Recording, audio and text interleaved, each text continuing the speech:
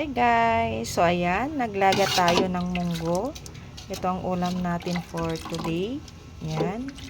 So ayan, igigisa lang natin. Lagyan natin ng kamatis, sibuyas, bawang luya, alugbati, and talong. So ayan, yung talong natin, hiniwa-hiwa na natin at nilagyan natin yan ng tubig para hindi yung kulay niya.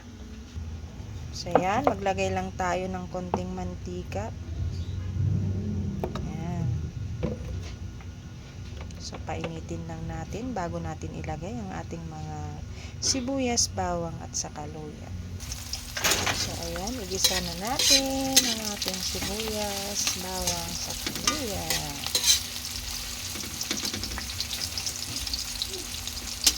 Ayan, antayin lang natin siyang mag golden brown konti yung ating bawang. So, ayan, pwede na natin ilagay ang ating tomato. Ayan.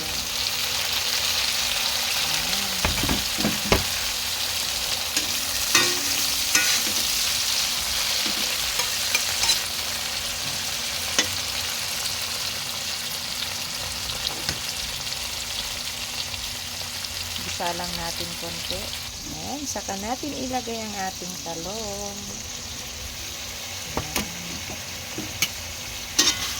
Isa lang din natin sa konti, saka natin magyan ng konting pampalasa, asin, bago natin ilagay sa munggo. Sarap, ang dami ng sahog na gulay.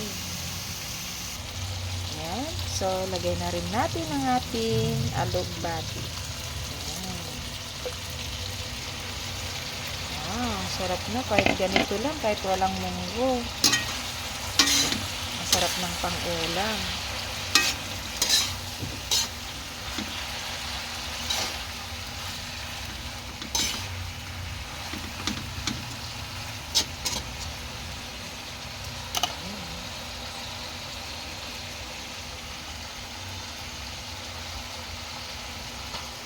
Ayan, so ibuhos na natin ang ating munggo. Ayan. So, ayan, ang dami niyang sahog ng gulay. So, ayan, di muna tayo gumamit ng pangsahog na pork or ano man. Kasi bawal muna sa ating pong daddy dyan. So, ganito muna. Gulay lang talaga. Ayan. Ayan, ang sarap. So, pakuluin lang natin yan. And then, pwede na nating ulamin ang masarap na munggo. Ayan guys, paalam, salamat sa panonood.